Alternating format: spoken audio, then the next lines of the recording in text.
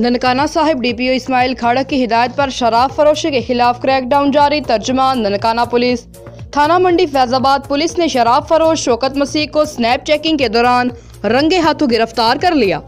मुलजिम के कब्जा से 64 बोतलें वलायती शराब मुकदमा दर्ज कर लिया गया। ननकाना पुलिस डीपीओ की तरफ से SHO थाना मंडी फैजाबाद मोहम्मद यूनुस डोगर और हमराही टीम को शाबाश और सर्टिफिकेट देने का ऐलान। शराब फरोशी का मकरू धंधा करने वाले नौजवान नस्ल के दुश्मन हैं।